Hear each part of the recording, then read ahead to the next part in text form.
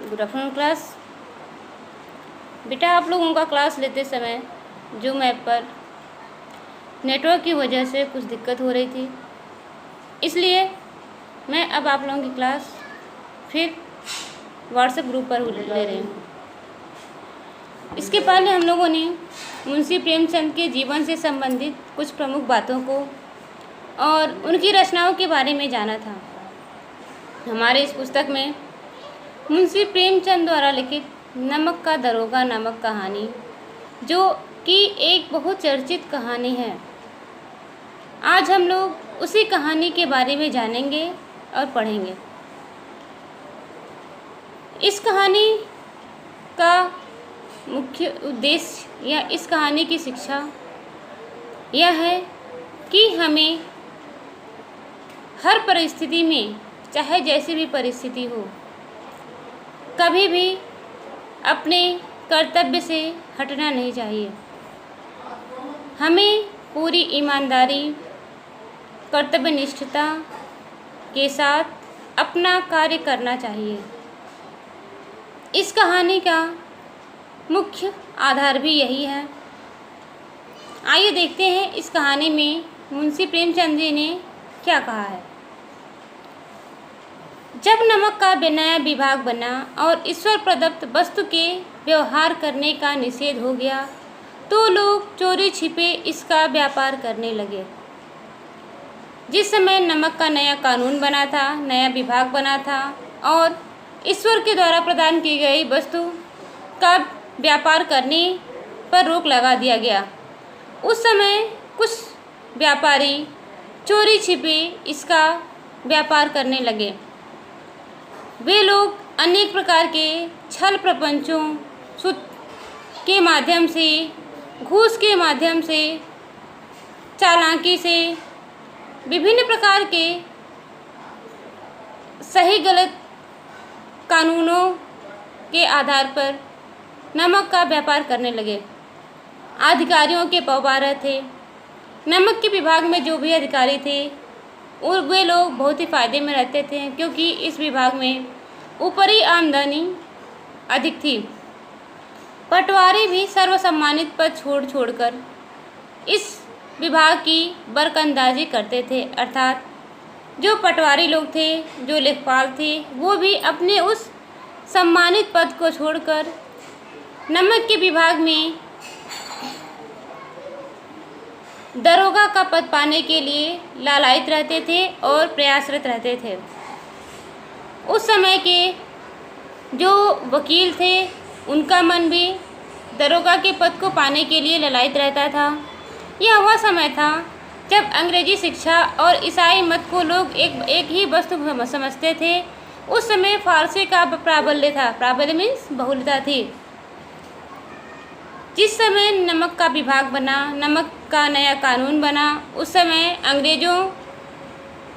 अंग्रेजी शिक्षा और ईसाई धर्म को एक समान माना जाता था। उस समय फारसी की बहुलता थी। लोग प्रेम की कथाएं, श्रृंगार रस के काव्य को पढ़कर सर्वोच्च पदों पर नियुक्त हो जाया करते थे, अर्थात बहुत सामान्य सी पढ़ाई पढ़ने के बाद भी, हिंदी साहित्य में की शिक्षा प्राप्त करने के बाद भी लोग अच्छे पदों पर कार्यरत रहते थे।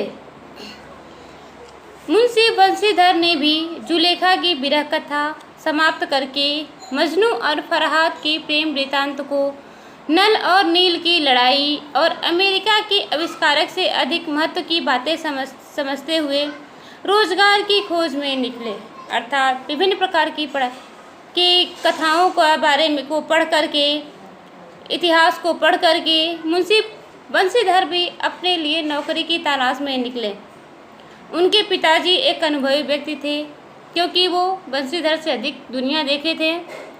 वे अपने बेटे को समझाने लगे कि बेटा, घर की दुर्दशा देख रहे हो, ऋण के बोझ से दबे हुए हैं, लड़कियां हैं, वह घास फूस की तरह बढ़ती चली जाती हैं।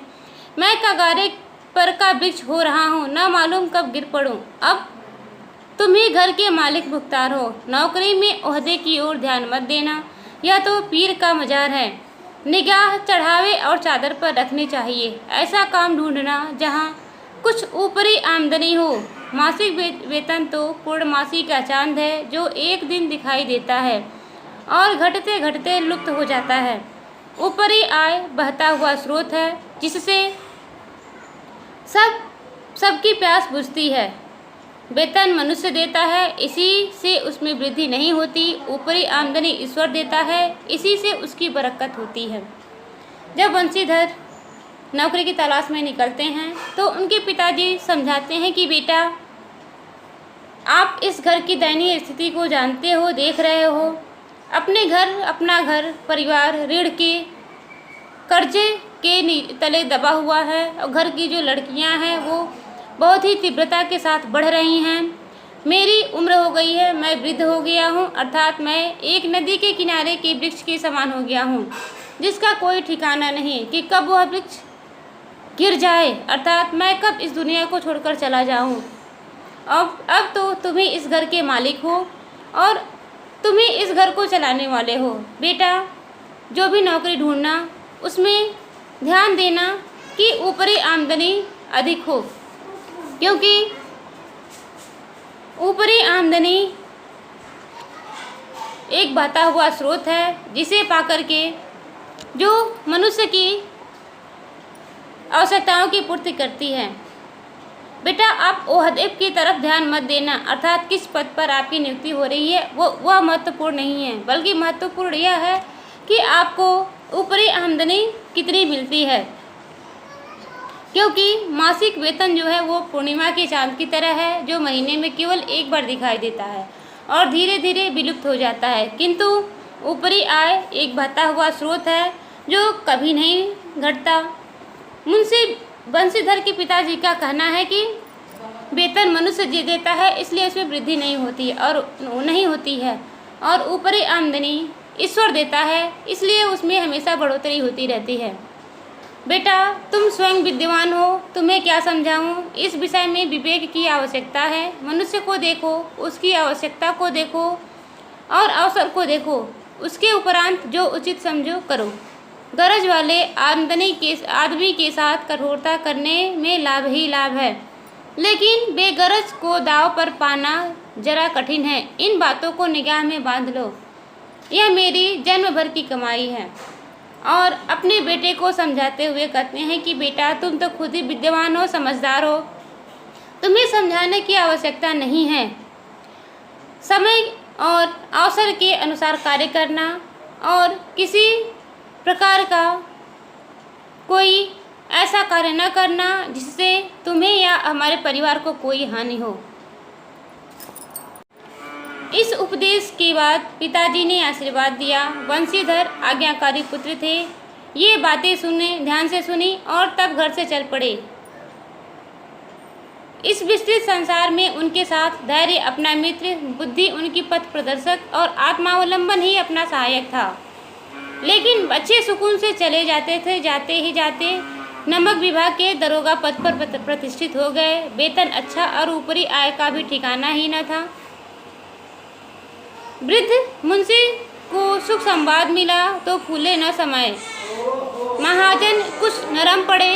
कलवार की आशालता लहाई पड़ोसियों के हृदय में सूल उठने लगे। पिताजी द्वारा दिए गए आशीर्वाद प्राप्त कर वंशीधर आज्ञाकारी पुत्र के समान चल पड़े। संसार में जब वो घर से निकले तो उनके पास उनका धैर्य ही उनका मित्र था और अपनी बुद्धि, उनका चातुर्य ही उनका पथ प्रदर्शक था। किंतु उनकी किस्मत अच्छी थी। वो जाते ही उन्हें नमक के विभाग में दरोगा का पद मिल गया। उन्हें अच्छा वेतन मिला। वेतन के साथ साथ ऊपरी आमदनी की तो कोई बात ही नहीं थी। जब यह समाचार उनके वृद्ध पिताजी को मिला तो वे बहुत ही खुश हुए। अत्यधिक खुशी के कारण वे बहुत ही प्रसन्नता से पूर्वक अपने गांव में, समाज में इस बात को कहे। उनके जो कर्जा देने वाले महाजन थे, जमींदार थे, वे लोग कुछ नरम पड़े और इस प्रकार धीरे धीरे उनके परिवार की स्थिति सुधरने लगी। किंतु उनके पड़ोसियों के हृदय में सूल उठने लगी, अर्थात उनके पड़ोसी उनके इस पद से चिढ़ने लगे। जाड़े के दिन थे, रात का समय। नमक के सिपाही चौकीदार नशे में मस्त थे। मुंशी बंशीधर को यहाँ आए अभी 6 महीने से अधिक नहीं हुए थे, लेकिन इस थोड़े समय में ही उन्होंने अपनी कार्यकुशलता और उत्तम आचार से अफसरों को मोहित कर लिया था। ठंडी का मौसम था, सभी सिपाही नशे में मस्त थे। बंशीधर को आए हुए यहाँ पर 6 महीने हो गए थे, किंतु उन्होंने अपने कर्मठता से, अपने कार्य से, अपने व्यवहार से सभी अधिकारी अफसरों को अपनी तरफ आकर्षित कर लिया था। अफसर लोग उस पर विश्वास रखने लगे थे। नमक के दफ्तर में से 1 मील पूर्व की ओर जमुना नदी बहती थी। उस पर नावों का एक पुल बना हुआ था। दरोगा जी किवाड़ बंद किए मीठी नींद सो रहे थे। अचानक आँख खुली तो नदी के प्रवाह की जगह गाड़ियों की गड़गड़ाहट और मल्लाहों का कोलाहल सुनाई दिया। उठ बैठे, इतनी रात गए गाड़ियां क्यों नदी के पार जाती हैं? अवश्य कुछ न कुछ गोलमाल है। तर्क ने भ्रष्ट को पुष्ट किया। वर्दी पहनी, तमंचा जेब में रखा, बात की बात में घोड़ा चढ़ाए हुए पुल पर आ पहुँचे। गाड़ियों की एक लंबी कतार पुल के पार जाती दिखी। डांट कर पूछा, किसकी गाड़ियां हैं? जाड़े का समय था, सब लोग सोए हुए थे, आराम कर रहे थे। मुंशी बंशीधर अपने कार्यकुशलता की से सभी अफसरों को मोहित कर लिए थे। सभी अफसर उन पर काफ़ी विश्वास करने लगे थे। जहाँ पर उनको रहना था, जहाँ पे उनको ड्यूटी देनी थी, वहाँ से उस स्थान से 1 मील दूर एक जमुना नदी बहती थी, जिस पर एक पुल बना हुआ था। उस नदी के किनारे मुंशी बंशीधर भी मीठी नींद सोए हुए थे। तभी उन्हें अचानक नदी की गड़गड़ाहट की स्थान पर गाड़ियों की आवाज़, मल्लाहों का कोलाहल और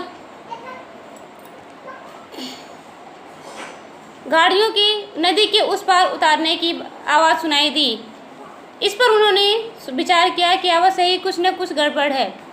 वे तुरंत वर्दी पहने, अपना तमंचा जेब में रखा और बात में घोड़े पर सवार होकर वहां पहुंच गए। गाड़ियों की एक लंबी कतार पुल पर पार जाती दिखी। डांट कर पूछे, किसी गाड़ियां हैं? अर्थात वे गाड़ीवानों से पूछते हैं कि किसकी गाड़ी है। थोड़ी देर तक सन्नाटा रहा। आदमियों में कानाफूसी हुई। तब आगे वाले ने कहा, पंडित आलोपीदीन की। जो गाड़ीवान थे, जो चालक थे, वे आपस में एक दूसरे से बात करने लगे और अंत में जो सबसे पहले गाड़ी का चालक था, उसने कहा कि यह पंडित आलोपीदीन की गाड़ियां हैं। तब बंशीधर पूछते हैं, कौन पंडित आलोपीदीन? तब उस गाड़ीवान ने कहा, दातागंज वाले पंडित आलोपीदीन। मुंशी बंशीधर चौकी। पंडित आलोपीदीन इस इलाके के सबसे प्रतिष्ठित जमींदार थे। लाखों रुपयों का लेन देन करते थे। इधर छोटे से बड़े कौन ऐसे थे जो उनके ऋणी न हो। व्यापार भी बड़ा लंबा चौड़ा था। बड़े चलते पुर्जे आदमी थे। अंग्रेज अफसर उनके इलाके में शिकार खेलने आते और उनके मेहमान होते। 12 मास सदाव्रत चलता था। मुंशी बंशीधर चौक पड़े, क्योंकि जो पंडित आलोपीदीन थे वो बहुत ही प्रतिष्ठित व्यक्ति थे। उन लाखों का लेन देन करते थे। जो अंग्रेजी अफसर थे वो भी उनके वहाँ आते थे, उनके मेहमान बनते थे और 12 महीना आलोपीदीन के वहाँ सदाव्रत चलता रहता था।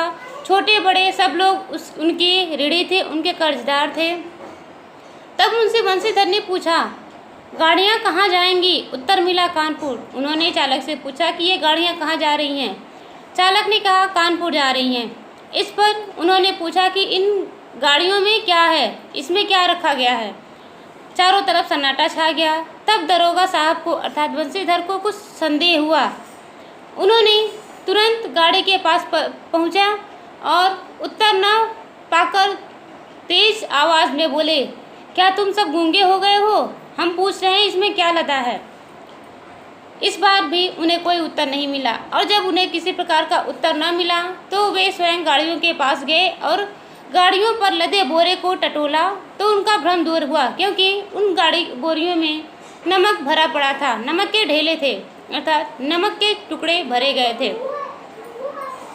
पंडित आलोपीदीन अपने सजीले रथ पर सवार कुछ सोते कुछ जागते चले आते थे। अचानक कई गाड़ियों ने घबराए हुए आकर जगाए और बोले, महाराज, दरोगा ने गाड़ियां रोक दी हैं और घाट पर आपको बुलाया है।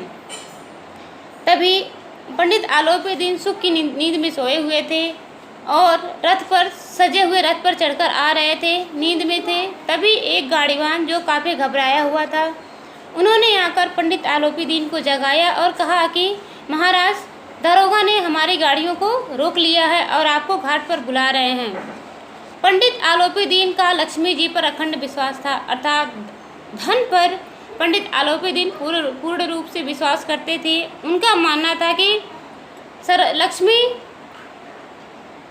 का अखंड राज्य है और यह संसार उनके अधीन है और मैं इस लक्ष्मी के माध्यम से उस दरोगा को खरीद लूँगा। इस पर वह मुस्कुराते हुए आगे बढ़े। उनका कहना था कि यथार्थ ही था, न्याय और नीति सब लक्ष्मी के ही खिलौने हैं, उन्हें वह जैसे चाहती है नचाती है।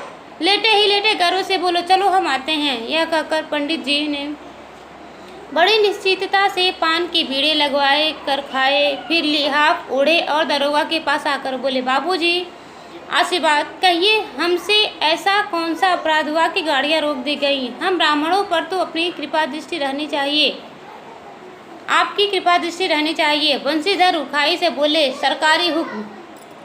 वे पूरे इत्मीनान के साथ पान का बीड़ा खाते हैं, अपना कंबल चद्दर अपनी साल ओढ़ते हैं और बहुत ही सुकून से आराम से दरोगा के पास आते हैं और पूछते हैं कि सरकार, किस लिए आपने हमारी गाड़ियों को रोक लिया? हमसे ऐसा कौन सा अपराध हो गया?